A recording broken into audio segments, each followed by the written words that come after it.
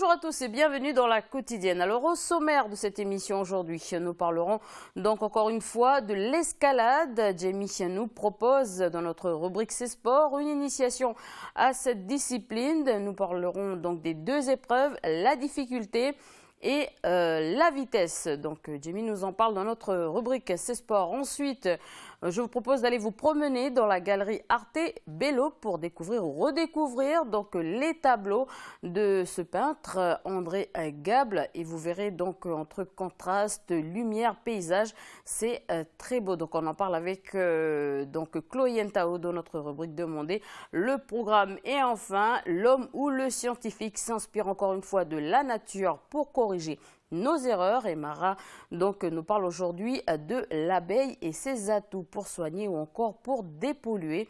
Mais avant de développer tous ces sujets, retrouvons Gérard Régnier, secrétaire général de l'Union calédonienne, en invité du jour.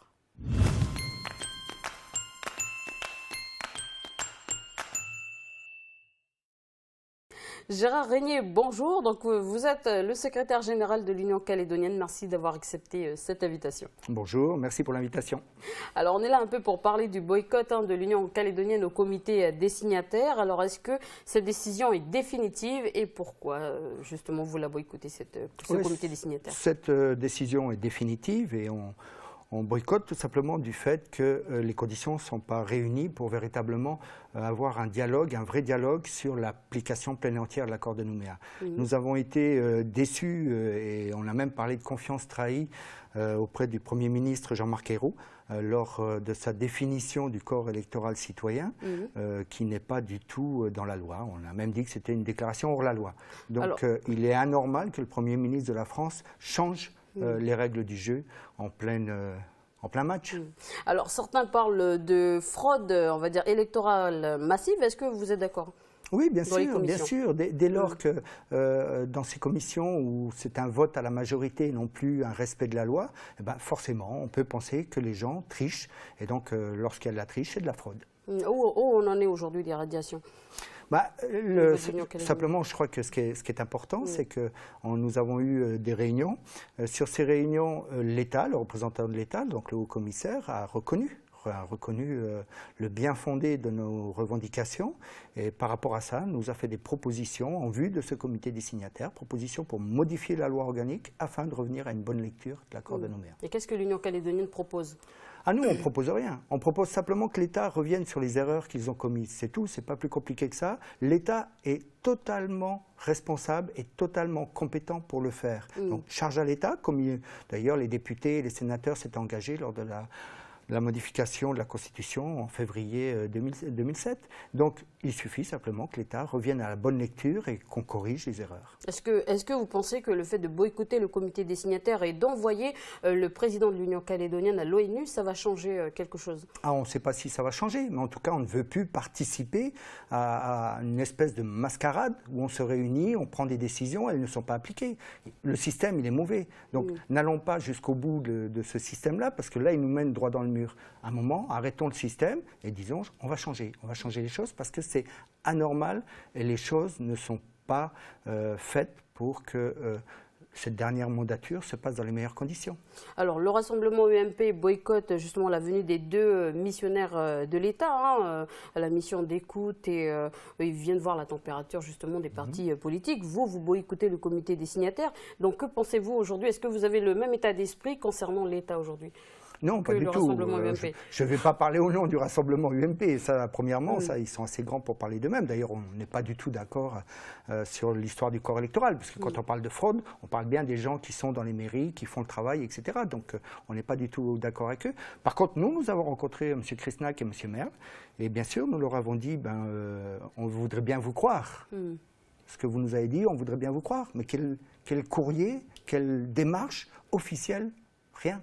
On n'a rien reçu de la part de l'État. Vous n'avez pas d'ailleurs poursuivi la discussion avec les deux missionnaires? Non, on a été jusqu'au bout avec eux, mais simplement, nous, ce que l'on veut, on veut des choses écrites, clairement, qui établissent les choses.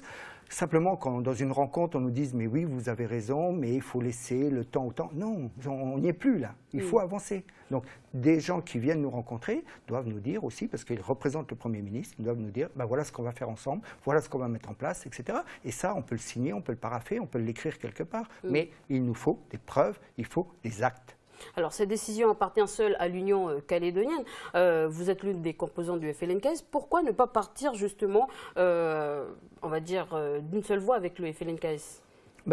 Tout d'abord... Est-ce que le FLNKS représente, on va dire, peu rien aujourd'hui? Chacun va de son côté?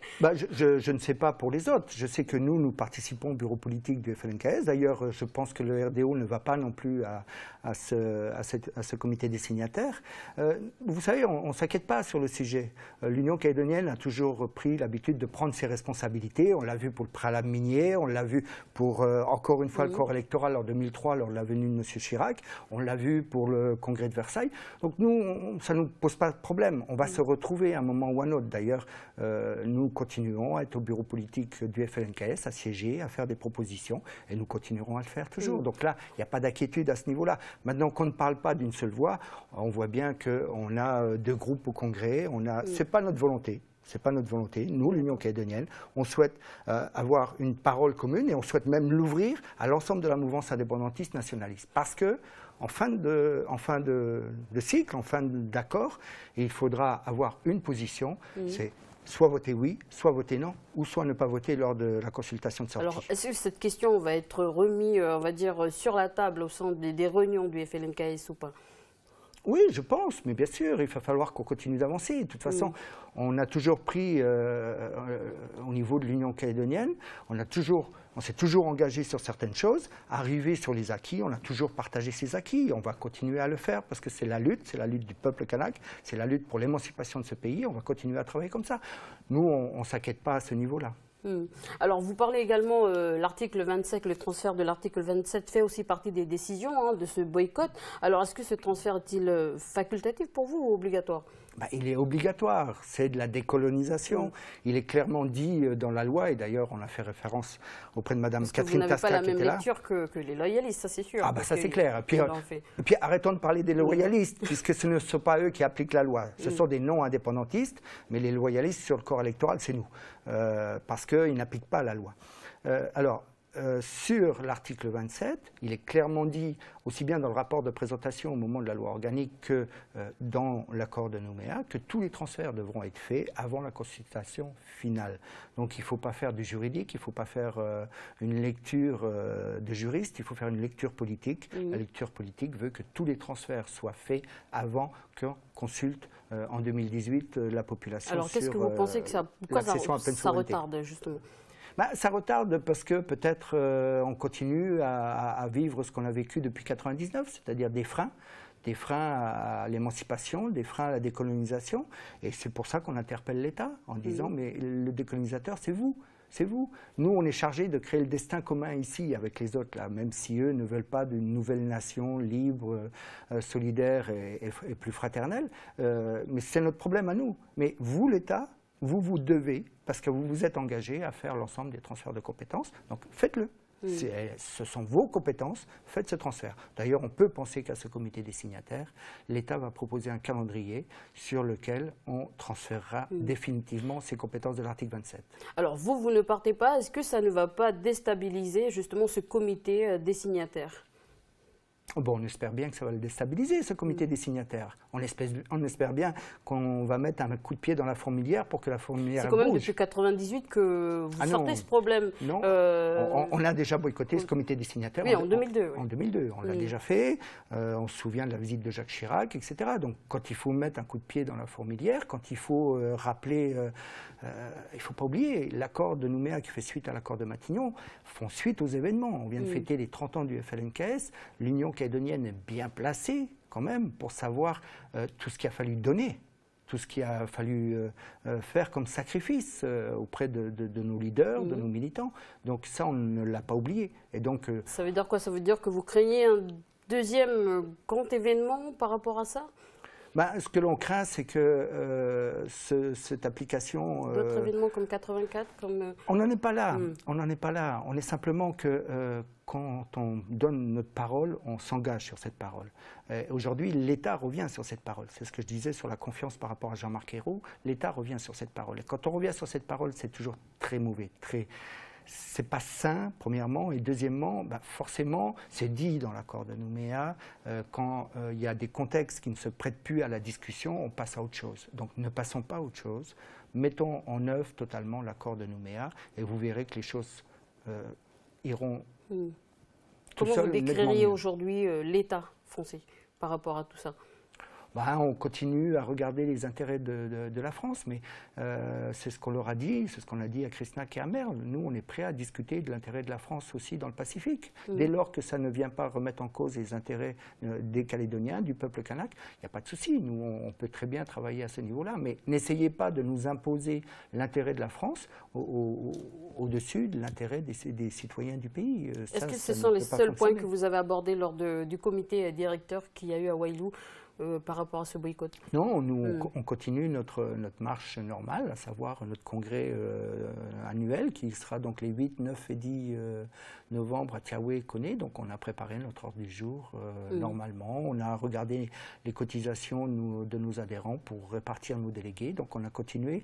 Le mouvement Union calédonienne, quel qu'il soit, continuera toujours sa démarche, continuera toujours à fonctionner. Alors si rien ne se passe par rapport à ce comité de signataires, par rapport également à votre boycott, qu'est-ce que l'Union calédonienne va faire? Est-ce que vous allez bouger les lignes? Qu'est-ce que vous allez faire? Bouger les lignes, est-ce qu'il y a un plan B par rapport à... Il n'y a pas de plan B, il y a simplement une stratégie qui est définie et qu'on va continuer à confirmer. On le voit bien, vous m'avez posé la question sur l'ONU, on voit bien qu'on n'a pas tous nos œufs dans le même panier et qu'on est capable aussi d'aller chercher des points de force. L'ONU, c'est très loin, qu'est-ce que vous espérez? Vous savez, pour les observateurs politiques, alors c'est vrai que c'est peut-être pas donné à l'ensemble de la population, mais pour les observateurs politiques, c'est un rapport qui va passer à la 4e commission, c'est un rapport concernant la décolonisation de la France en Nouvelle-Calédonie. J'ai souvent l'occasion de dire que ce rapport, il est au même niveau que le dossier calédonien en 1986. C'est pour vous dire à quel point on a réussi à mobiliser l'ONU sur ce sujet, même si aujourd'hui l'ONU connaît d'autres situations beaucoup plus graves de par le monde, mais l'ONU garde un œil très ouvert et surtout garde un œil sur ce que fait la France ici, en Kanaki, Nouvelle-Calédonie. Alors, outre le corps électoral gelé, et aussi l'article 27, ce sont les réformes quand même économiques et sociales de ce pays. Ah mais ça nous appartient. Ça c'est ici, ça c'est entre nous. C'est les choses qu'on doit être capable de faire et c'est les choses qu'on doit se mettre autour de la table ou quand ça ne va pas aussi, tel que nous l'avons fait pour la loi sur le pays sur l'intégration donc des non-fonctionnaires dans la fonction publique, où nos partenaires adversaires n'ont pas souhaité mettre en évidence la citoyenneté. Nous avons fait un recours au Conseil constitutionnel pour dire que la loi veut qu'on donne priorité aux citoyens. Donc vous voyez qu'on est à tout niveau, dans les institutions, dans les communes, on est à tous ces niveaux-là. Le seul sujet sur lequel nous souhaitons, nous, qu'il y ait une prise de décision à ce comité des signataires, c'est mettre aussi en œuvre l'accord de Bercy et le protocole d'accord qui est tombé entre Eramet, la STCPI, les 3 provinces, sur le fait que le pays, par le biais de la STCPI, doit devenir majoritaire dans la SLN et qu'à partir du moment où nous serons majoritaires au sein de la SLN, la majorité des titres miniers seront la propriété des institutions en Nouvelle-Calédonie. Et donc à partir de là, localement, nous nous mettrons d'accord sur la stratégie minière et métallurgique qu'on doit faire pour le bien des populations, pour le mieux vivre des populations, pour répondre à la fiscalité, pour répondre à l'économie. Donc on espère qu'à ce comité des signataires, l'État s'engage aussi dans le passage donc, de la STCPI à 51% dans le SLN. Alors pour terminer cet entretien, qu'est-ce que l'Union calédonienne plutôt espère pour qu'on arrive aux sorties de l'accord de Nouméa, pour sortir serein justement de l'accord de Nouméa? Nous avons décidé, et nous allons y travailler à notre congrès, sur la mise en place d'une assemblée référendaire pour partager avec l'ensemble des citoyens de ce pays notre projet politique. notre projet politique, qui est une référence, c'est la Constitution qui a été déposée à l'ONU, qu'on puisse en discuter pour dire quelle vision nous avons de cette nouvelle nation, que nous voulons plus juste, plus solidaire, plus fraternelle, et que donc à ce niveau-là, nous allons ouvrir le dialogue avec ces populations pour les inviter à nous rejoindre, à voter oui à cette consultation de la pleine souveraineté, afin que l'on continue à vivre et à mettre en place ce destin commun. Donc c'est notre proposition que nous allons formuler aussi au sein du FLNKS, puisque ça faisait partie de notre motion au niveau du dernier congrès du FLNKS à Poya, où nous viendrons donc dire au FLNKS et aux autres indépendantistes notre vision de cette assemblée référendaire et comment nous partageons notre projet de société, notre projet d'une nation souveraine. Alors pour réellement terminer, un message aux Calédoniens qui se sentent citoyens ou non citoyens par rapport à ce corps électoral gelé. Aux non citoyens, parce qu'il faut leur parler aussi. Personne n'a été les chercher, personne n'a été leur mettre un fusil sur la tête pour les faire venir en Nouvelle-Calédonie. Ils sont venus de leur plein gré parce que notre pays est beau, parce qu'il fait bon vivre, parce qu'il y a de l'emploi, etc., etc. Donc par rapport à eux, nous, ce que nous leur demandons, c'est de dire simplement, c'est un choix de vie que vous avez fait, nous respectons ce choix de vie, mais respectez notre vie à nous ici, nos accords que nous avons mis en place, respectez nos valeurs, afin de faire ensemble que chacun puisse vivre là où il est et puisse avoir ses droits respectés. Voilà, donc c'est pas plus compliqué. Je voulais m'adresser à ces non-citoyens. Sinon aux citoyens, ayez confiance. Qu'est-ce qu'a fait l'Union calédonienne depuis 1953? Les progrès sociaux, je ne vais pas revenir sur la CAFAT, etc. Le préalable minier, où on a dit qu'on allait rentrer dans une période de guerre qui a permis l'usine du Nord. Regardez ce qu'a fait l'Union calédonienne jusqu'à présent et vous pouvez avoir totalement confiance. Cette Union calédonienne d'aujourd'hui, c'est la même de 53, c'est la même de 70, c'est la même de 84. Il n'y a pas de problème là-dessus. Voilà, c'est sur ces mots qu'on se quitte. Gérard Régnier, merci d'avoir accepté cette invitation. Merci. Allez, on passe tout de suite à l'agenda du pays.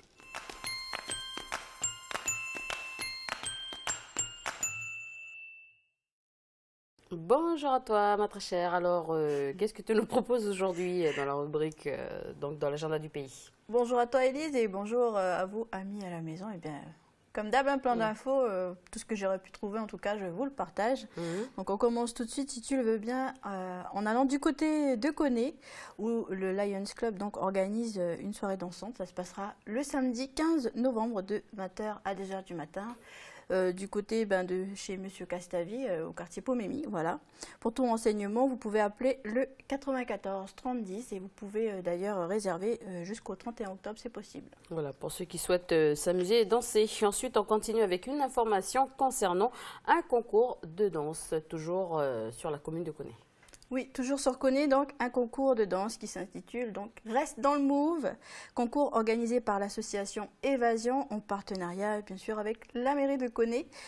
Donc ça se passera le 15 novembre aussi au centre culturel Pomémy. Voilà, pour vous inscrire un numéro de téléphone, donc le 85 46 02. Vous pouvez aussi le faire par mail d'ailleurs, donc assoévasion@gmail.com. Ce concours est ouvert à tous, donc à partir de 12 ans, et quel que soit le style de danse que vous voulez présenter. Donc ça peut être du hip-hop, de la danse tahitienne, etc. Ce que vous voulez. Il faut être donc un groupe de 2 à 8 personnes, voilà. Chaque groupe devra préparer 2 danses qui doivent durer entre 2 et 5 minutes. La date limite des inscriptions est fixée au 1er novembre. Donc voilà, le comité organisateur se réserve tout de même le droit de clôturer les inscriptions avant s'il y a trop de participants, quoi. Alors, tu as inscrit l'équipe d'NCTV là, pour aller à ce concours-là? Oui, d'ailleurs, des grands danseurs quand même. Bah oui, d'ailleurs, je t'ai mis chorégraphe pour la bande de NCTV. Ouais, c'est ça. Alors, non, plus sérieusement, on va parler du côté de Pointe-Dimier du CEMEA Porawaro qui organise un stage de qualification BAFA sur le thème surveillant de baignade. Donc, ça se passera du 5 au 12 novembre. La clôture des inscriptions, c'est le 10 octobre. Donc voilà, ceux qui sont intéressés, le numéro de téléphone, le 471 471. Il y a aussi une adresse donc à votre disposition, donc www.porawaro.nc. Ce stage, attention, ne s'adresse qu'aux personnes qui sont déjà titulaires du BAFA ou qui ont déjà validé le stage de base.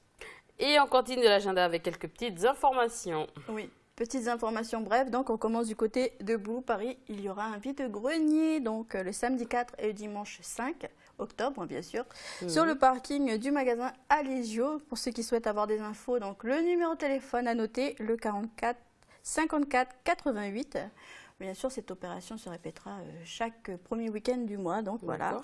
Ensuite, petit tour chez nos amis de Lifou, où se tiendra bientôt la fête de la vanille. D'ailleurs, les dates à retenir, donc ça se passera du vendredi 17 au dimanche 19 octobre à la tribu de Mou. D'accord. Ensuite, à Ouégoua, on parle du marché donc, communal. Ça se passera du côté de la tribu de Parawa le samedi 11 octobre.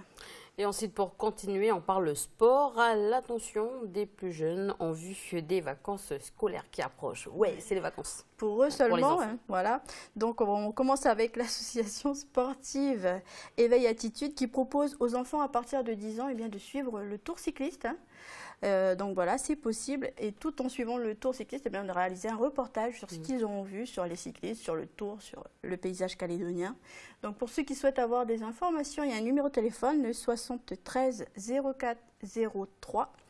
Donc pour vous donner un petit peu un ordre d'idée comment ça va se passer, ils partent une semaine, ils partent du 18 au 24 octobre.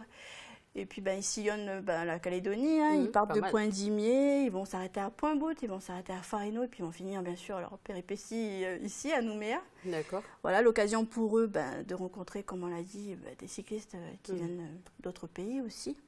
Et puis, il y aura des randonnées qui seront proposées, il y aura des activités sportives qui seront proposées aussi, mais surtout, il y a une initiation aux médias, donc ils vont apprendre à manipuler les caméras, les micros, ils vont apprendre à réaliser leurs propres petits reportages, donc c'est pas mal. Ça, c'est pas mal, c'est du bon sport, hein, tout en s'amusant. Et bien voilà, la relève est assurée pour nous, hein. En plus ils apprennent tout en s'amusant. Je le disais tout à l'heure, allez, pour terminer, du football. Oui, tout à fait. Pour les vacances, bien sûr, pardon. Toujours pour les vacances, l'association Sport Santé Calédonie organise, elle, des stages de foot. Donc, à l'attention des enfants entre 7 et 12 ans. Donc, voilà, numéro de téléphone pour ceux qui le souhaitent, le 98 79 89. Pour les dates à retenir, ça se passera du lundi 20 jusqu'au vendredi 24 octobre. Voilà, c'est ouvert à tous, hein, garçons comme filles, n'hésitez pas. Et pour réellement terminer, on va du côté de Vaud. Oui, on va parler vite fait de la fête de la musique à Vaud. Il y a ce soir encore des animations de 18h à 20h, notamment il y aura sur scène Boagan et JLJ. C'est en entrée libre, donc n'hésitez pas. Hein, voilà, pour ceux qui adorent la musique, on fait un tour du côté de Vaud. Merci Davina. Merci Élise, et puis bon week-end à vous. Allez, on retrouve Jamie pour notre rubrique C'est Sport.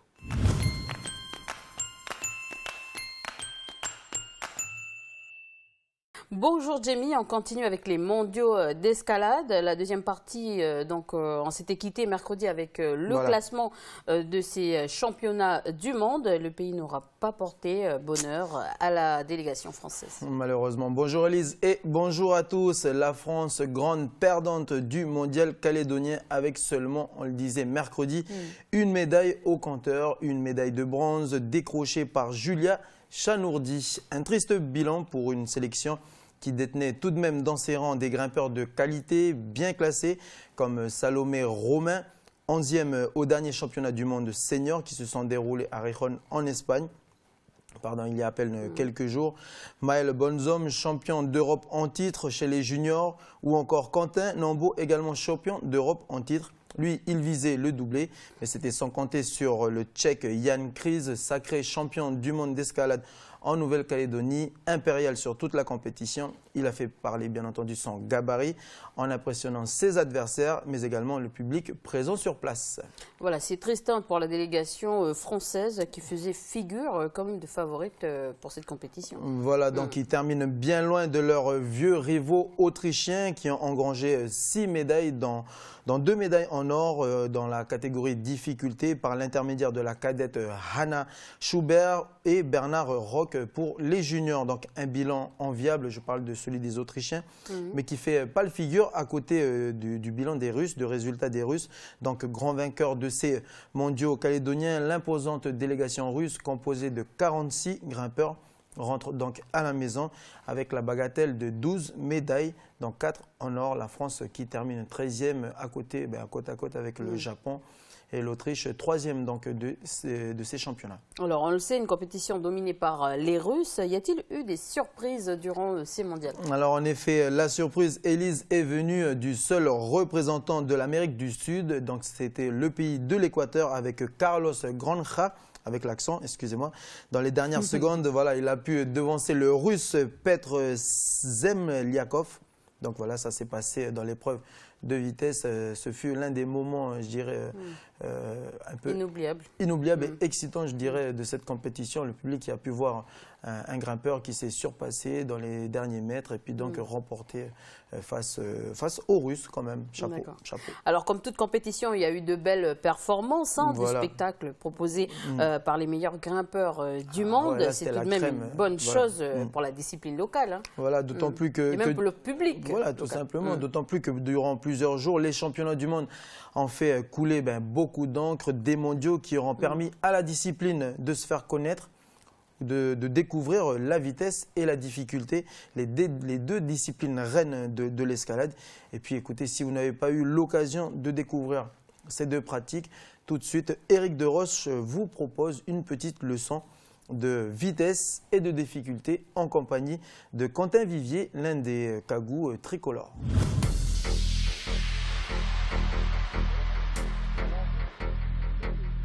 Donc en escalade, on a la vitesse et la difficulté. Donc la difficulté, c'est une voie technique qui est ouverte par des ouvreurs. Donc les ouvreurs placent les prises et les modules pour la rendre technique. Les modules sont en bois, ce sont des grosses prises en bois, et les prises sont en résine. Ce sont des formes toutes différentes qui permettent de faire la voie plus ou moins dure. Donc les prises de ce type ont une très bonne préhension, on peut très bien les attraper facilement. Ce sont des bacs, elles tiennent beaucoup.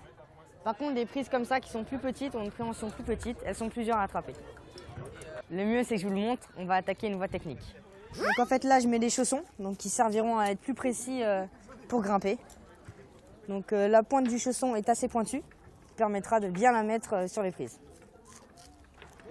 Donc là, c'est le boudrier qui sert à s'encorder et se sécuriser quand on grimpe. Derrière, on a le sac à magnésie, avec dedans de la magnésie, qui est de la poudre blanche, qui permet de moins transpirer pour bien accrocher les prises. Donc avant de partir dans la voie, on lit la voie, c'est-à-dire qu'on regarde les prises, leur forme, et on se dit là où on va passer.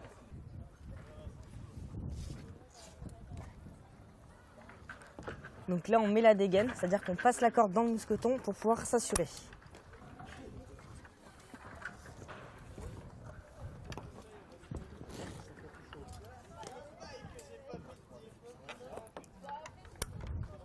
Donc là, on pose toujours les pieds sur les prises.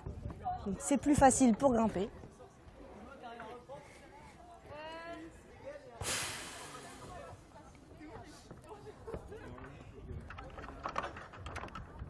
Donc là, cette prise-là, c'est une prise de pied parce qu'elle n'est pas très bonne. Donc on ne va pas la prendre. Là, je croise.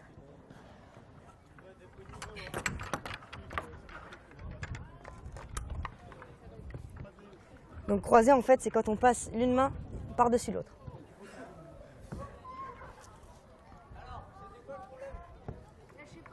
Donc ça en bas, c'est un module. On peut mettre les pieds ou les mains dessus. Donc au début, on ne sait pas trop quelle prise on va tomber. On ne sait pas si on va avoir une grosse prise qui va bien tenir ou moins bien tenir. Donc là, sur le dévers, c'est pas facile parce qu'on est emporté en arrière. Donc on doit forcer un petit peu pour pouvoir rester contre le mur.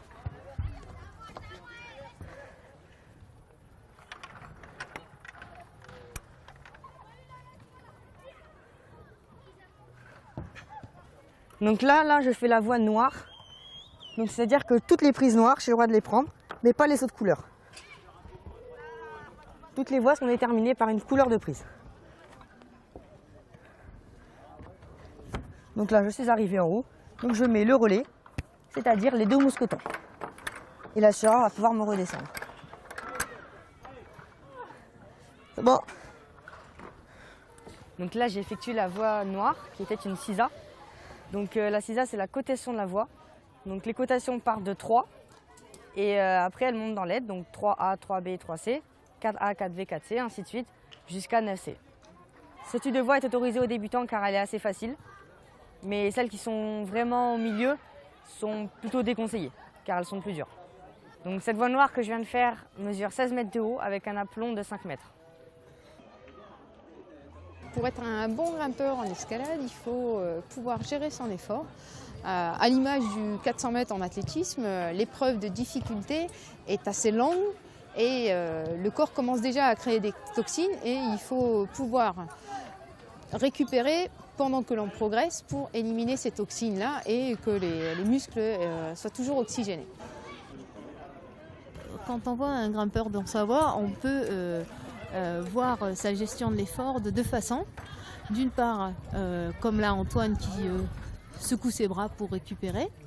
Et d'autre part, quand il est sur une prise, quand il tient une prise, il essaye d'avoir les bras tendus au maximum, de se relâcher dans tous ses mouvements.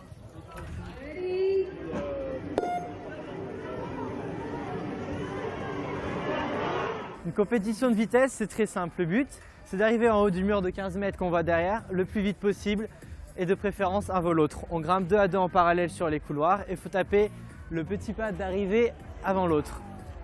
Comment ça se passe? Au début, on arrive, on se présente au pied du mur. Les gens vont nous accrocher la corde au harnais qu'on a autour de la taille pour nous assurer. Ensuite, il y a des ordres de départ assez similaires à ceux de l'athlétisme. D'abord, on nous dit à vos marques, on va se mettre au pied du mur, 2 mains sur le mur, un pied et un pied au sol. Prêt, là on se prépare à partir et il y a un bip sonore. À partir de ce moment-là, on part. Ce qui est important, c'est d'avoir un gros temps de réaction, de partir le plus vite possible après le bip pour prendre l'avance dès le début. Et ensuite, il va falloir être très rapide et très explosif. On tire fort sur les bras, on pousse très fort sur les jambes pour se monter le plus haut possible et le plus vite possible. Et le but, ça doit être d'être très explosif, en particulier sur les jambes. Les pieds se posent sur les prises et explosent d'un coup pour se monter et arriver toujours plus vite, toujours plus haut sur les prises. Et là, on voit les mouvements qui s'enchaînent jusqu'à arriver en haut et taper le buzzer en premier pour pouvoir gagner la compétition. En général, dans une compétition, on grimpe 6 à 8 fois et le mur est le même partout dans le monde, ce qui permet d'établir des records du monde et de pouvoir s'entraîner toute l'année sur les mêmes structures afin de vraiment progresser sur le même mur. Ce qui est important en vitesse pour être fort, c'est d'avoir une grosse préparation physique. Ça passe par énormément d'heures de musculation, en particulier sur les bras, les jambes et les abdominaux. Et évidemment, à côté, on fait énormément de travail sur la voie pour améliorer nos techniques, quelle prise on prend avec quelle main, à quel endroit, comment on se place pour pouvoir être le plus rapide et au final gagner les compétitions.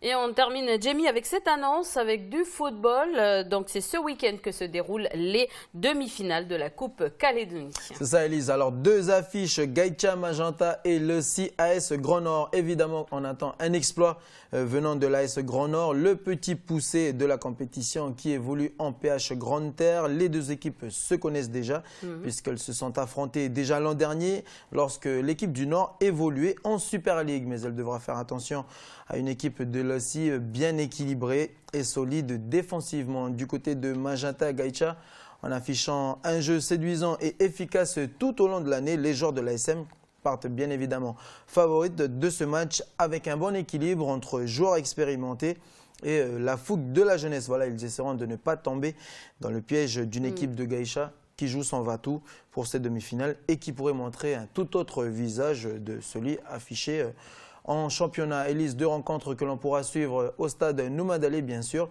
mais également sur vos écrans télé. Voilà, les paris sont ouverts. Alors, techniquement, tu choisis qui? Tu paries sur qui? Alors, moi, je verrais bien, si on doit se fier au championnat et des différentes sorties des différents clubs tout au long de l'année, si la hiérarchie est respectée, on voit un Magenta AS Lossi. D'accord. Après, voilà, on reste toujours dans la Coupe de Calédonie. Le scénario des matchs ne s'écrit jamais avant le match. Et puis voilà, c'est la Coupe Calédonie, c'est un esprit qui est différent de celui du championnat. Les équipes descendent sur le terrain. Ils jouent à fond, ils ont 90 minutes pour gagner, et sinon les prolongations, voire même les tirs au but. Mais la surprise, elle n'est pas à exclure, vu le parcours de l'AS Grand Nord, qui a quand même battu deux équipes de Super League, l'AS Auteuil et Tigasport. C'est pour montrer que voilà, les surprises peuvent arriver et voilà, tout est encore permis pour ces 4 clubs. Mais Magenta reste solide défensivement avec un bon bloc défensif, mais quand ils commencent à enclencher leur jeu d'attaque, c'est vrai que c'est assez rapide, comme on a des attaquants comme Michel Maé en face ou un meneur de jeu comme Pierre Wajuka. Ça va extrêmement vite. Là aussi, pareil, défensivement, ils sont solides. Et ils ont un bon petit jeu en contre avec, encore une fois, des attaquants rapides. Je parle bien sûr de Jacques Raiko. Puis après, l'AS Grand Nord a une bonne cohésion, la solidarité.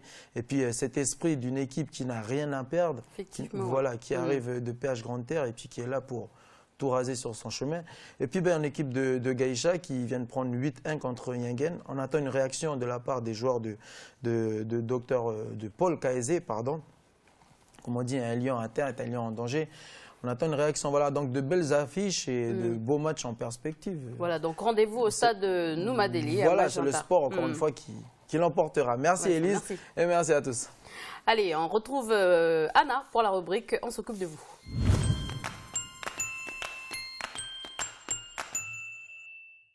Bonjour Anna, alors nous parlerons d'une association bien connue donc ici chez nous, donc l'ACAPA.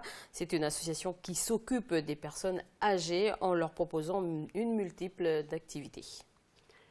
Bonjour Élise et bonjour à tout le monde. C'est vrai que l'ACAPA est connue, comme tu le disais. Elle leur propose de nombreuses activités.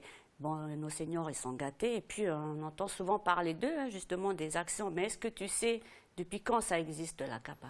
Oh, je pense depuis 20 ans, je crois. Oui, en fait, ils ont été créés en 1975 par Rose France Bondarenko. Et puis, donc, elle n'était pas toute seule, elle était entourée d'un premier groupe de bénévoles.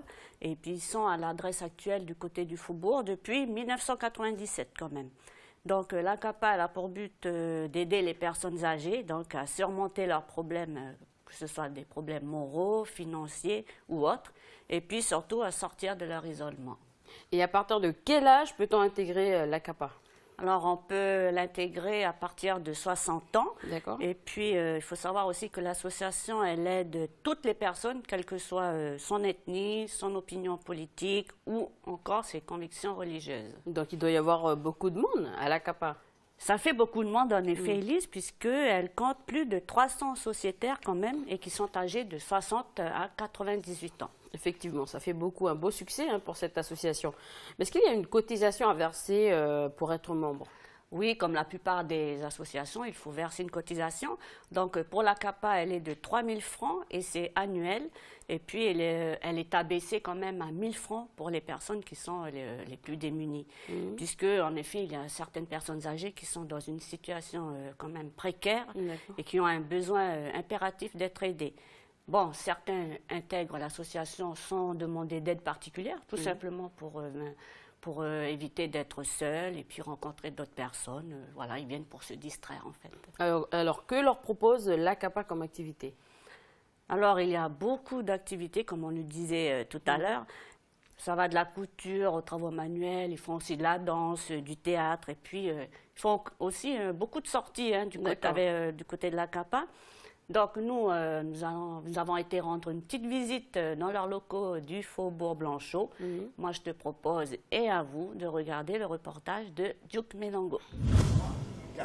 Sur une plage, il y avait une fille qui avait peur d'aller prendre son bain. Elle craignait de quitter sa cabine.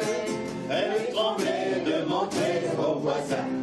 1, 2, 3, L'ACAPA, c'est une association loi 1901, donc on reçoit les personnes âgées, elles ne dorment pas là, elles viennent le matin et elles repartent en fin d'après-midi. Selon les jours de la semaine, il y a des activités proposées. Donc pour adhérer à l'ACAPA, il faut avoir 60 ans jusqu'à 100 ans. Pour toutes celles qui n'ont pas de voiture ou qui ne conduisent plus, on va les chercher à domicile. Et pour d'autres, elles viennent de leur domicile jusqu'à la gare routière et avec nos petits bus, on fait des navettes. Il y a une petite adhésion, c'est surtout aussi pour l'assurance. Donc l'adhésion est de 3 000 francs par an. Et après, à la CAPA, tout est gratuit, quasiment. On leur demande une petite participation pour le grand voyage de l'année. Une petite participation qu'elles peuvent payer en plusieurs fois, étalée sur l'année. On fait beaucoup de choses pour les personnes âgées. On s'occupe de leurs démarches administratives. On fait les renouvellements de cartes d'aide médicale, la déclaration des impôts, toutes leurs démarches. Les courses, quand elles ont besoin de faire leurs courses, les visites chez le médecin, et puis toute l'animation, puisque nous, en fait, notre but surtout, c'est de les sortir de leur isolement. Depuis 1995, je suis là. Au moins, on se retrouve avec nos amis, on se sent moins seul, quoi.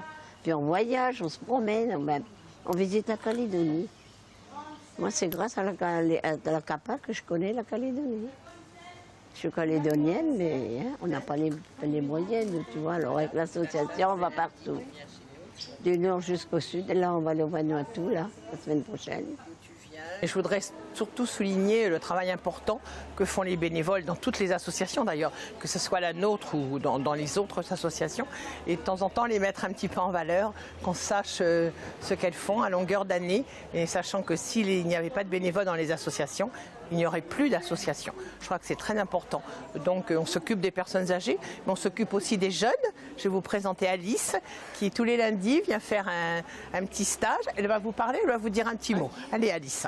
En fait, là, je suis en stage tous les lundis. J'aide les personnes âgées. Et des fois, je fais le service quand dimanche. Après, je débarrasse tout. Et voilà. Voilà. Je souhaite continuer ce stage ici pour aider les personnes âgées ici. Je fais de la formation pour les écoles, Wailou, P3 Titi, Jean 23, l'école de la deuxième chance, la Mige, des petits handicapés aussi. Là, j'ai une petite jeune fille qui vient du Grand Nouméa. Et puis, quelquefois aussi des petits de la PEI qui viennent faire une semaine ou deux de stage. Donc, voilà, on fait de la formation pour les métiers d'aide à domicile.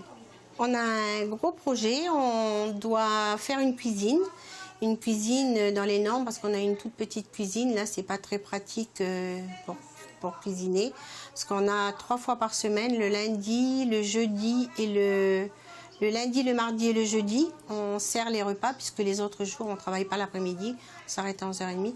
Donc on a des repas à faire et il faut qu'on se mette aux normes. Notre cuisine n'est pas aux normes.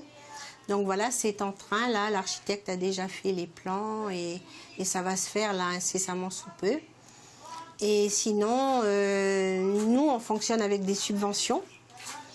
Province, État, mairie, voilà. Il y a une banque qui nous donne aussi un petit peu de sous. Et puis, il faut aussi que nous, on en fabrique. Donc, c'est pour ça qu'on fait une kermesse, un loto, et puis qu'on a un atelier de couture où on vend des robes, on fait des confitures, on fait des gâteaux, voilà, actif. Moi, je viens seulement, normalement, je viens seulement le lundi et le jeudi. Des fois, je viens pour le chant le mardi. Avant, c'était le jeudi, maintenant, c'est le mardi. On a une chorale ici, une chorale. Là, on vient le mardi pour s'entraîner. Il vaut mieux venir ici pour s'occuper, sortir. Voilà. On a des sorties, des fois, on fait des sorties pour aller en brousse, ou bien des voyages même. Des voyages. Dernier coup, on a été à Île-des-Pins. Il y en a qui vont aller bientôt là, à Vanuatu. Là, c'est s'occuper, quoi. Je dis des fois à certains papis là, de venir. Parce que là, nous, comme papis, on n'est pas beaucoup ici, là. Il y en a qui restent à la maison, qui sont de la CAPA, mais ils restent à la maison. Mais il n'y a pas beaucoup qui bougent parmi nous, les papis. Il y a plus de mamies que de papis. Moi, j'encourage surtout ceux de mon âge, les papis de mon âge, là, de venir ici. Comme ça les occupe. Moi, je viens le lundi, moi, ça m'intéresse. Je viens lundi ou le jeudi, je passe la journée à jouer la belote et tout ça. Oui, et des fois, on a des sorties, quoi. Des sorties pour aller dans la ville de Nouméa ou bien en Brousse. Voilà. C'est intéressant. Ça nous occupe, quoi. Ça ouvre la tête. Voilà. Sur une plage, il y avait une fille qui avait peur d'aller prendre son bain. Elle craignait de quitter sa cabine. Elle tremblait de montrer aux voisins. 1, 2, 3, elle tremblait de montrer quoi? Son petit, tout petit bikini qu'elle mettait pour la première fois. Un tout petit bikini, un bikini rouge et jaune à petits pois. 1, 2, 3, voilà ce... Voilà, beaucoup de bonne humeur avec l'ACAPA, avec donc nos vieux. On voit toutes ces personnes âgées qui sont contentes d'être ensemble. Cela représente quand même beaucoup de travail et d'organisation pour leur proposer justement ce grand choix d'activités. Ils sont gâtés, nos pépés et nos mémés. Oui, c'est vrai, ils sont gâtés grâce au travail justement du personnel. Et puis il y a quand même un nombre de bénévoles aussi qui œuvrent dans ce sens. Donc côté finance, par contre, là aussi alimenté par la cotisation des membres. Et puis il y a aussi des dons. Il y a du mécénat, il y a des personnes qui font des dons, des legs à l'association. Et puis il y a aussi des subventions diverses. Et puis aussi le travail des personnes, les travaux manuels. Donc tout ce qui est objets artisanaux est vendu. Le bénéfice revient donc à l'association. Et puis le fameux loto aussi, il y a plusieurs lotos qui sont organisés là-bas. Il y a aussi la kermesse annuelle, très connue ici. Donc la population calédonienne, elle connaît très bien l'ACAPA. Elle ne rate pas l'événement. Les kermesses sont toujours un vrai succès. Donc voilà un peu tout ce qui alimente côté finance. Bon, ben voilà, bonne continuation à l'ACAPA. Et puis, justement, on veut lancer également un appel ici donc à toutes les personnes de bonne volonté pour rejoindre le rang des bénévoles au sein de l'association. Est-ce que tu as un numéro et des adresses pour terminer cette chronique? Alors, où est l'ACAPA? Alors, ça se situe 2 rue Montcalm, au faubourg Blanchot. Et le téléphone est le 28 18 00 si vous désirez les contacter pour avoir des renseignements ou autre. Voilà, Élise pour l'ACAPA. Merci, à bientôt pour une nouvelle chronique. Au revoir à tous. Allez, on retrouve Chloé pour la rubrique Demandez le programme.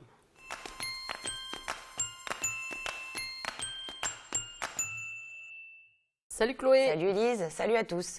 Alors aujourd'hui, nous revenons sur une exposition qui a été présentée début septembre, donc c'était à Nouméa. C'est une exposition de peinture à l'huile qui s'intitule Lumière et silence. Alors c'est qui l'artiste? Alors l'artiste, il s'appelle André Gable. Alors c'est un homme qui est plus connu dans le monde de l'enseignement puisque c'est le directeur du lycée La Pérouse. Il est également passé par le collège Mariotti, le lycée Jules Garnier et puis le lycée Augustin Tille à Tours.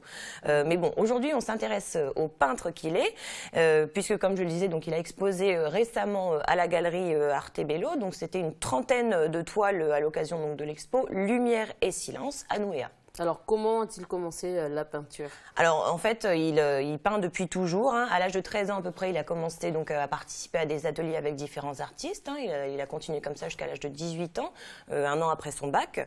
Et puis ensuite, il a un peu laissé tomber pour se consacrer à un autre art, la photographie. Et donc, c'est au début des années 80 qu'il va renouer donc, avec ses premières amours. Il va affectionner particulièrement l'aquarelle et puis il va participer à quelques expos. D'accord, mais ça, c'était en France. Voilà, c'était en France, et au Maroc aussi, puisqu'il a vécu également au Maroc. Et puis, donc, en 1987, il débarque en Nouvelle-Calédonie. Donc, il lâche pas la peinture. Il va diversifier d'ailleurs sa technique et son art. Il va participer aussi à quelques expos, des expos collectives. Il va aussi présenter 5 expos en solo. Et puis, donc, son atelier est basé à La Foix, où il se rend le week-end et puis pendant les vacances, puisque, on l'a dit, il travaille au lycée La Pérouse.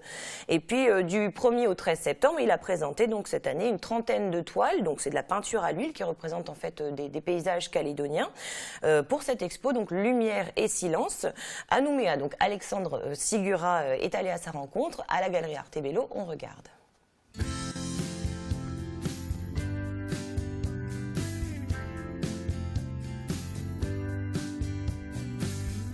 Travailler la couleur, travailler la matière. Et puis aussi exprimer ce que j'ai envie de dire, notamment du paysage de la Nouvelle-Calédonie. Alors le paysage, pour moi, n'est en sorte qu'un prétexte. Ce qui était important, c'est la lumière dans laquelle se trouve ce paysage. Et en Nouvelle-Calédonie, nous avons la chance d'avoir des lumières qui sont fabuleuses. Notamment la lumière du plein midi, où le soleil tombe au zénith, qui permet à chaque couleur d'être au maximum de ses tonalités. Pour moi, comme le disait Monet, le paysage et le motif se noient dans la lumière. Déjà le titre, Lumière et silence, eh bien, c'est de dire que bien souvent nous bavardons, nous n'allons pas à l'essentiel. Et l'essentiel est surtout dans le regard, dans l'écoute et souvent dans le silence. Avant de dire quelque chose, il faut savoir écouter.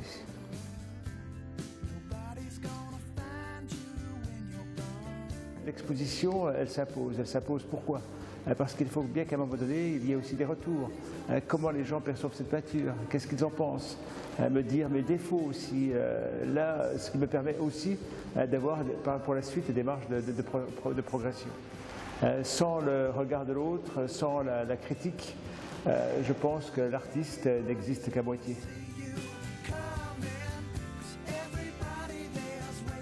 Voilà donc une œuvre que je voudrais vous présenter pour mieux vous faire comprendre la manière dont je travaille. Donc il s'agit ici d'une représentation du lagon.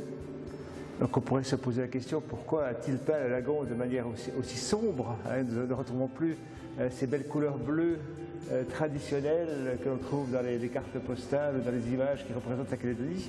Eh bien le lagon, c'est cela aussi. Quand vous êtes sur l'eau, vous regardez la mer, elle est noire, elle est sombre. Et pourtant, elle était excessivement lumineuse. Donc c'est ce que j'ai voulu traduire, de rechercher d'où vient la lumière de la mer. Dans toute obscurité, il y a toujours de la lumière et beaucoup de lumière. Alors pourquoi je peins? Eh bien, peut-être parce que je ne peux pas faire autrement. C'est-à-dire que peindre, à la limite, c'est un grand malheur. Parce que vous ne pouvez pas vous y échapper. C'est que vous avez ce besoin, comme une sorte de feu qui est à l'intérieur de vous, qui doit ressortir, qui doit jaillir. C'est-à-dire qu'il m'arrive parfois même de rêver en couleurs, de penser les couleurs, plus que les mots. Et je comprends que certains peintres, comme Van Gogh par exemple, soient devenus complètement fous de la couleur.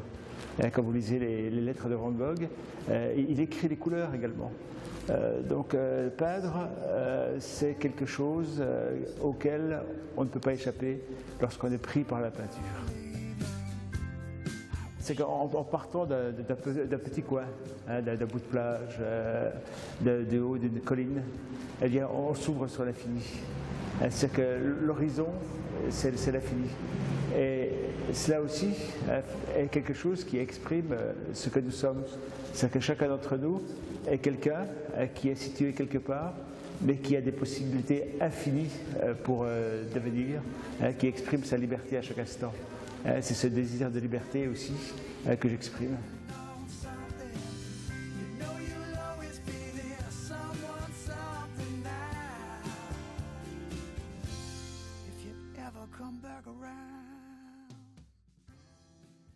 Voilà un beau reportage signé Alexandre Tsigura. Donc si je retranscris un peu ce que le peintre disait, donc un désir de liberté qui transparaît dans ces tableaux. On peut voir ces grandes étendues de nature, le réfléchissement de la lumière sur les flancs de montagne, sur la surface de la mer. Voilà son inspiration, on va dire, artistique. Et c'est surtout toute une technique, Chloé.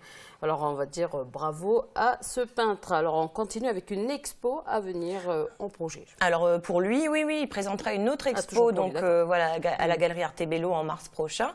Et puis il projette aussi de s'exporter et d'exposer donc en France et au Maroc prochainement. Bon, bonne continuation à André Gable. On reste sur les expos. Qu'est-ce qu'il y a à voir en ce moment? Alors on continue donc avec les expos. Depuis mardi au Chevalet d'Art à Nouméa se tient l'exposition de l'homme à l'océan présentée par Valérie Constanti.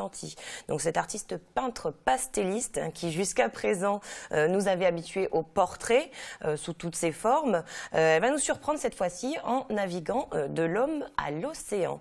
Voilà, donc ce sont des scènes de vie, des paysages, des fonds marins et puis des sirènes qui nous invitent donc à entrer dans cet univers haut en couleurs où se mélangent légende et réel, figuratif et symbolisme. Alors, cette expo est présentée jusqu'à quand? Donc c'est jusqu'au samedi 11 octobre, c'est au Chevalet d'Art à Nouméa. Et il y a une autre expo qui est visible jusqu'au 11 octobre, pour rappel, je crois. Oui, alors les habitants de Nouméa ont sûrement remarqué ces sculptures immenses qui se trouvent sur la promenade Pierre Vernier. Alors si vous n'avez pas encore eu l'occasion de voir cette expo, de vous arrêter, il est encore temps.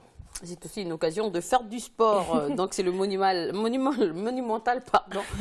Pacific Art. Donc c'est organisé par l'association Cassiopée. Tout à fait. Alors cette expo de 13 sculptures monumentales réalisées sur mesure par un panel d'artistes locaux et internationaux est toujours visible. Donc c'est sur 1 km de la promenade et ça dure jusqu'au 11 octobre de cette année. Voilà, c'est noté. On poursuit avec une exposition assez atypique. Oui, alors c'est l'association Synergie qui présente cette exposition. C'est l'homme au service de l'environnement, une expo photo du collectif Triptyque à la galerie La Belle Image à Nouméa du 1er au 31 octobre. Alors, est-ce que tu peux nous en dire plus sur cette association? Alors, Synergie, c'est une association à but non lucratif, qui regroupe donc une vingtaine d'entreprises qui agissent en fait pour développer les énergies renouvelables et puis pour la maîtrise aussi des de l'énergie en général en Nouvelle-Calédonie, comme les éoliennes ou encore les panneaux solaires, par exemple. Donc cette expo met en valeur surtout les différentes personnes qui œuvrent chaque jour pour l'amélioration de nos conditions de vie grâce à la mise en place d'énergie propre. Alors, le collectif Triptyque, c'est qui? Donc le collectif Triptyque est né en 2013, c'est dur à dire, 2013, donc il est né de la rencontre entre 3 photographes, Claude Baudemoulin, Fred Payette et Nicolas Petit. Donc la démarche de ce collectif, au-delà du partage d'une même passion, c'est de porter donc un travail photo commun à travers donc 3 regards, 3 sensibilités artistiques différentes et complémentaires. Donc on va dire que c'est une expo hommage. Exactement, c'est bien ça, c'est un hommage rendu donc au travail quotidien qu'accomplissent ces hommes et ces femmes pour donner donc un futur plus propre à tous les habitants de notre beau pays. Alors, est-ce que tu peux nous rappeler c'est où et c'est quand? Alors, cette expo est présentée donc à la galerie La Belle Image durant tout le mois d'octobre. Et on finit avec de la lecture. Oui, alors je voulais revenir sur l'édition 2014 de Livre Mon Ami. Effectivement, c'est le prix de littérature jeunesse en Nouvelle-Calédonie. Voilà, donc ce prix a été créé ici en Nouvelle-Calédonie en 1997 et il est décerné chaque année donc à un auteur de littérature de jeunesse pour un ouvrage paru récemment. Voilà, donc chaque année, 10 ouvrages récents sont choisis pour leur qualité par un comité de lecture pour concourir à ce prix. Alors, qui comprend justement ce comité de lecture? Alors, ce comité de lecture, il est composé de professionnels de l'enseignement, de documentalistes, de bibliothécaires, mais également des représentants de l'association Livre Mon Ami, de l'association Lire en Calédonie également, et puis des représentants des enseignements privés. Et qui décerne le prix? Donc, chaque année, une dotation de 10 ouvrages est attribuée donc aux classes qui participent et qui s'engagent donc à participer à l'opération, qui s'inscrivent et qui s'engagent à participer à l'opération. Donc le prix est décerné par tous les enfants lecteurs des 10 ouvrages sélectionnés. Donc ce sont des élèves de CM2 des écoles publiques et privées du territoire, des élèves de 6e des collèges publics et privés du territoire, et puis des enfants de 9 à 13 ans qui fréquentent en fait les différents lieux de lecture publics ou associatives, comme la bibliothèque Bernheim, les bibliothèques municipales ou annexes, les centres sociaux et les centres culturels, et puis les associations qui souhaitent participer tout simplement. Voilà, donc c'est basé sur le volontariat des élèves, des enseignants, des animateurs, des associations, etc. Et puis le lancement officiel de l'opération Livre Mon Ami s'effectue donc à chaque rentrée scolaire en début d'année. Alors il sert à quoi concrètement ce prix? Alors les buts de ce prix sont principalement des buts pédagogiques et culturels, bien sûr, donc favoriser la lecture plaisir, développer les pratiques de littérature contemporaine, diversifier les actes de lecture. Ça incite aussi aussi les enfants à affiner leur perception du livre, à échanger leurs impressions. Et puis, ça constitue aussi une liaison entre les écoles et le collège, hein, puisqu'on a le dit, ce sont les élèves de CM2 et de 6e qui participent. Ça crée aussi un réseau entre le circuit de lecture public et le circuit de lecture scolaire, hein, donc en intégrant les partenaires, donc entre les écoles, les bibliothèques, les librairies, etc. Et puis, ça participe aussi à l'éducation à la citoyenneté, hein, puisque les enfants, en fait, confrontent leurs opinions et puis doivent argumenter, en fait, expliquer leurs choix. D'accord. Et comment se déroule la sélection? Alors, les lectures ont lieu dès le début de l'année, donc à l'école, au collège, à la maison, dans les réseaux de lecture publique. Et puis, donc, un premier classement des ouvrages a lieu. Donc, il y a un enfant qui est désigné comme porte-parole par sa classe, hein, ou son association. Et puis, donc, il joue le rôle de délégué. Donc, chaque groupe dispose d'une voix. Donc, pour les bibliothèques, les assos, etc., les associations bénéficient donc d'une voix pour 10 personnes, hein, pour les lecteurs âgés de 9 à 13 ans. Et puis ensuite, lors du scrutin, les jeunes lecteurs donc, plébiscitent le livre sélectionné par un système de scrutin à un tour. Et puis après, les délégués donc, se réunissent dans les lieux de vote, hein, qui sont prévus donc, par l'ensemble par les 3 provinces. Et puis, donc, ils exposent les résultats des votes de leurs camarades, ils les explicitent et ils les argumentent. Voilà, donc à l'issue de ce scrutin, les jeunes lecteurs sont invités à lire d'autres ouvrages du gagnant, hein, de l'auteur gagnant, à connaître donc sa biographie et à préparer également l'accueil de cet auteur dans leur classe ou dans leur bibliothèque. Et qui est le gagnant de cette année? Alors cette année, c'est l'ouvrage écrit par Marie Diaz, hein, illustré par Bruno Pilerger, L'Invisible, aux éditions Belin Jeunesse, qui a été plébiscité par les 9613 jeunes lecteurs inscrits. Alors, est-ce que tu peux nous raconter un peu l'histoire de ce livre? Alors, toutes les femmes de la tribu indienne des Micmacs veulent séduire l'invisible. L'invisible, c'est un valeureux chasseur que personne ne peut voir à part sa sœur. Mais la question, c'est qui va parvenir à le séduire? Donc, la brûlée, c'est le surnom d'une jeune indienne qui est maltraitée en fait par ses sœurs. Elle est exploitée également par ses 2 sœurs. Elle va prouver donc son courage et sa valeur malgré donc tous les préjugés de sa tribu. Donc, c'est un conte indien qui reprend un peu les codes de Cendrillon. D'accord. Alors, que gagne l'auteur? Alors, Marie Diaz sera, si elle l'accepte, l'invitée donc de l'association Livre Mon Ami. Ce sera du 27 octobre au 7 novembre prochain, grâce à la compagnie partenaire de l'opération. Et donc, durant son séjour, hein, l'auteur lauréate se verra remettre donc le prix Livre Mon Ami et le trophée Livre Mon Ami lors de la remise officielle qui se déroulera donc au Centre culturel Chibaou le mercredi 5 novembre. Et puis, elle visitera également toutes les classes, les associations, les bibliothèques qui souhaiteraient l'accueillir et qui peuvent dès à présent donc, préparer un projet d'accueil et s'inscrire donc auprès de l'association donc par mail livremonami@lagoon.nc. Voilà, donc c'est la fin pour nous. Merci Chloé, on te retrouve la semaine prochaine. Avec plaisir, merci à tous et bon week-end. Quant à nous, on retrouve Mara pour notre rubrique La Science et nous.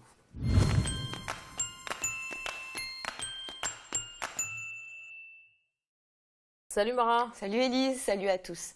Les abeilles, notre sujet du jour, elles sont apparues il y a 65 millions d'années sur Terre, c'est-à-dire environ 60 millions d'années avant nous les hommes. Elles étaient là bien avant. Donc ce sont des insectes volants, bien entendu, qui ont la particularité de récolter du pollen et du nectar. Il en existe près de 20 000 espèces différentes. Il y a beaucoup de différences entre elles. Il y en a qui piquent et d'autres pas. Il y en a qui produisent du miel et d'autres non.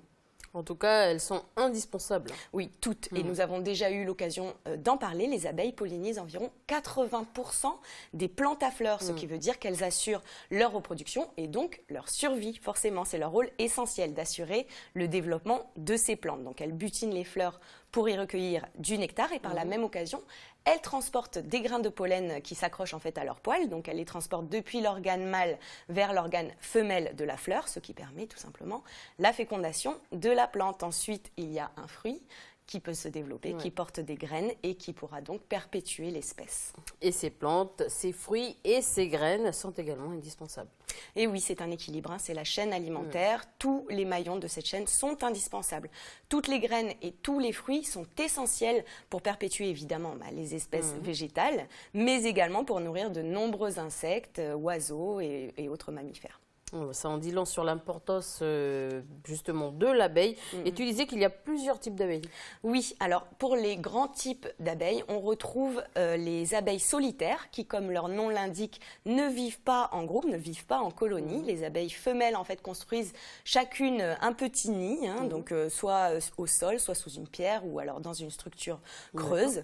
On a aussi les abeilles parasites, donc là elles profitent en fait des couvains. Donc les couvains, ce sont des sortes de maternités pour le développement des larves en fait. Et donc elles utilisent les couvains des autres espèces, elles les parasitent tout simplement, elles se servent. Et puis nous avons aussi les abeilles sociales qui elles forment des colonies, des groupes d'abeilles qui vivent en société. Et chacune a un rôle bien défini au sein de la société. Exactement, oui, c'est très bien organisé. En fait, la colonie est composée de 3 castes. Donc il y a la plus importante, la reine des abeilles bien sûr, qui est l'unique femelle fertile du groupe. Et en fait, c'est la seule qui est fertile parce que c'est la seule qui est nourrie à base de gelée royale. Donc cette gelée lui permet de devenir plus grosse que les autres et également fertile. Ensuite, donc il y a les ouvrières qui elles sont des femelles aussi mais qui ne sont pas fertiles, elles sont toutes stériles et elles ont pour rôle d'assurer le maintien et le ravitaillement du nid. Et puis il y a aussi les mâles qu'on appelle également les faux bourdons qui eux servent uniquement à féconder la reine. Et encore ils n'ont pas tous la chance d'accomplir leur rôle, donc il y en a qui ne servent à rien du tout, surtout que ceux qui fécondent la reine, eh bien, ils meurent juste après l'accouplement. En tout cas, c'est un système bien mis au point. Et j'aimerais justement qu'on revienne un peu sur le nectar qu'elles butinent. Qu'est-ce qu'elles font exactement? Alors, une fois que l'abeille a rempli une fois qu'elle a rempli son jabot, le jabot c'est un renflement de l'œsophage en fait. Donc une fois qu'elle a rempli ce jabot de nectar, sachant qu'elle stocke en fait le nectar qu'elle récupère dans les fleurs, donc elle peut butiner jusqu'à 1000 fleurs en un seul voyage et récolter jusqu'à 70 mg de nectar dans son jabot, sachant que l'abeille pèse 80 mg, donc ça fait vraiment beaucoup. Donc ensuite elle rentre au nid donc avec toute sa petite récolte, avec le jabot bien rempli, et une fois qu'elle arrive, elle régurgite en fait le nectar, le précieux liquide, à une de ses congénères, qui va ensuite le faire transiter à plusieurs reprises entre sa bouche et son jabot. Et ce transit, en fait, à l'aide d'une substance qui est en réalité une enzyme, qui est appelée invertine. Cette enzyme va modifier les sucres qui composent le nectar. Ensuite, l'abeille, l'ouvrière, va déposer ce nectar modifié dans une cellule qui sera scellée une fois qu'elle est remplie. Et puis finalement, la transformation va se poursuivre au sein de cette cellule pour finalement donner le précieux miel dont nous raffolons tous. D'accord, et ce sont les seuls animaux qui sont capables d'en fabriquer. Exactement, voilà. Même l'homme avec toute sa technologie, même nous, on ne sait pas fabriquer du miel. C'est un mystère pour nous, il n'y a que les abeilles qui arrivent à le faire. Donc bien sûr, c'est délicieux, on le consomme avant tout pour ses qualités gustatives, mais il y a aussi beaucoup de vertus bienfaisantes et même thérapeutiques. Effectivement, moi j'en prends un peu avec du citron quand je tousse et puis que j'ai mal à la gorge. Tu fais bien, puisque le miel c'est un antitussif et il a aussi des propriétés apaisantes pour le mal de gorge. En fait, ça fait déjà depuis l'Antiquité qu'on utilise le miel pour ses vertus, donc au 5e siècle avant Jésus-Christ. Hippocrate, donc c'est ce fameux médecin grec, il prescrivait déjà du miel pour lutter contre la fièvre, les infections respiratoires, soigner les blessures cutanées, les brûlures d'estomac et aussi pour ralentir les effets du vieillissement. Et ça a marché vraiment, ça? Écoute, aujourd'hui, figure-toi que toutes ces vertus, donc antibactériennes, anti-inflammatoires, antioxydantes, antiseptiques et cicatrisantes du miel, elles ont été scientifiquement prouvées. Et ses propriétés adoucissantes, aussi, elles sont très recherchées et reconnues et mises à profit dans le monde des cosmétiques. D'accord, donc la médecine moderne s'intéresse de nouveau justement aux vertus du miel. Et oui, et récemment, dans une université de Suède, ils sont allés encore plus loin en incorporant au miel en fait des bactéries qui sont présentes dans le jabot des abeilles pour tenter de soigner la blessure d'un cheval qui ne voulait pas guérir. Regardez les résultats qu'ils ont obtenus. La blessure de ce cheval avait du mal à guérir. Il aura fallu l'utilisation d'un nouveau remède pour en venir à bout. Il a été fabriqué à base de bactéries d'acide lactique provenant du jabot des abeilles. Elles ont été incorporées dans du miel, de l'eau et du sucre. Le tout crée des substances antimicrobiennes qui tuent les germes résistants. Cette découverte a été faite dans les laboratoires de l'université de Lund, en Suède. Elle s'inscrit dans une longue et millénaire tradition d'utilisation du miel pour soigner des pathologies.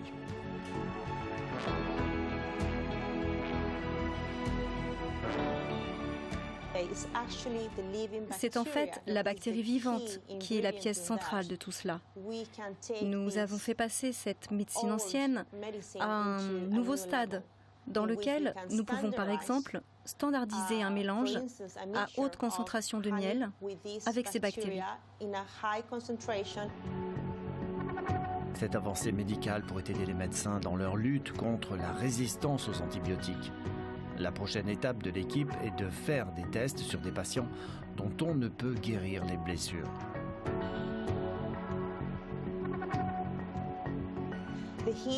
Le traitement a pris entre 8 jours et 3 semaines, mais toutes les blessures chroniques ont été soignées. Nous pensions que notre découverte allait apporter une alternative possible aux antibiotiques, mais nous ne nous attendions pas à d'aussi bons résultats. Ces dernières années, la résistance aux antibiotiques est devenue une question centrale de la santé avec un développement croissant de souches résistantes de bactéries. Oui, donc une source d'espoir pour la médecine. Exactement, c'est clair. Et puis justement, comme il disait, avec tous ces problèmes de résistance aux antibiotiques, c'est vraiment une découverte très importante pour la médecine. Alors j'imagine bien, et ce qui concerne justement le cancer, est-ce qu'il y a eu des expériences avec le miel? Alors en fait, il n'y a pas encore eu beaucoup d'études qui se sont penchées sur l'impact de la consommation de miel en relation avec le cancer, mais quand même, il y a des chercheurs qui ont démontré que la consommation de miel fournirait une protection contre le cancer du sein. Et cette protection, en fait, elle serait attribuable au pouvoir antioxydant du miel, sachant que la majorité de ces antioxydants sont des flavonoïdes et qu'il y en a plus dans les miels foncés que dans les miels de couleur pâle. Donc ces antioxydants, ils sont reconnus comme étant très efficaces pour désactiver les molécules oxydées qui sont présentes dans l'organisme, par exemple les radicaux libres. Et donc ces molécules, elles sont impliquées dans le processus d'endommagement de l'ADN et dans la croissance des tumeurs cancéreuses. Donc on peut supposer que leur inactivation par ces flavonoïdes présents dans le miel, eh bien ça ralentirait peut-être ces phénomènes et donc la prolifération des cellules cancéreuses. D'accord, et peut-être un nouvel axe de recherche pour la médecine que de pouvoir cacher ce miel, dis donc. Et tu crois pas si bien dire, parce que pour terminer cette chronique, en fait, je voulais vous parler d'une autre utilisation du miel, plutôt inattendue. Je suis sûre que vous y attendez pas du tout à ça. Alors, qu'est-ce que c'est exactement? Alors, bon, vous savez tous que les abeilles sont très très sensibles à la pollution. Et bien justement, à Hambourg, en Allemagne, on teste le miel pour contrôler la qualité de l'environnement. On regarde. D'un côté, des avions bien bruyants et de l'autre, des abeilles bien discrètes. Mais en dépit de leur discrétion, ces abeilles se trouvent sur cet aéroport de Hambourg pour contrôler la qualité de l'environnement. Elles sont en quelque sorte missionnées par le constructeur aéronautique Airbus, visiblement en quête de respectabilité environnementale.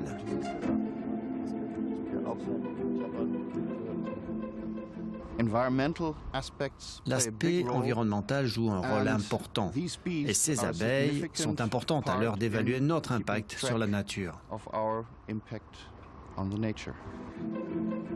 Une abeille travaille sur une surface de 12 km². Celle-ci couvre toute la surface de l'aéroport. Elles fournissent ainsi des données biologiques capitales sur la présence de métaux et de dépôts chimiques dans l'environnement. Il suffit pour faire ce biomonitoring de tester le miel qu'elles produisent.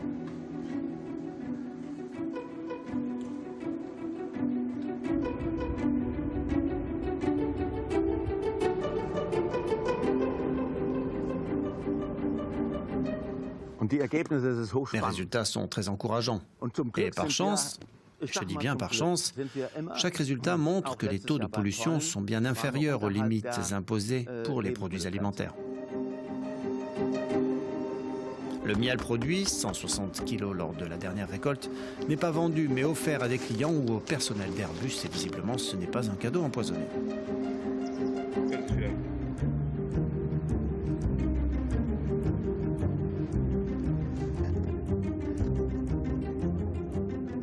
Voilà, en tout cas, c'est une utilisation originale, comme on dit, et également on s'inspire de la nature pour corriger nos fautes. Et ça fait encore plus de raisons de protéger ces petits insectes qui, vous le savez, sont victimes d'un phénomène de déclin depuis plusieurs années. Exactement, Élise. Et encore, on n'a pas parlé de tout aujourd'hui. Il y a aussi la gelée royale, la propolis, qui sont également des produits des abeilles et qui ont des propriétés absolument exceptionnelles. Bon, on verra ça dans une autre chronique. Merci Mara. Merci à toi Élise, merci à vous. Je vous souhaite un excellent week-end. Voilà, c'est avec nos amis les abeilles que finit cette émission. Merci de nous avoir suivis. Au revoir.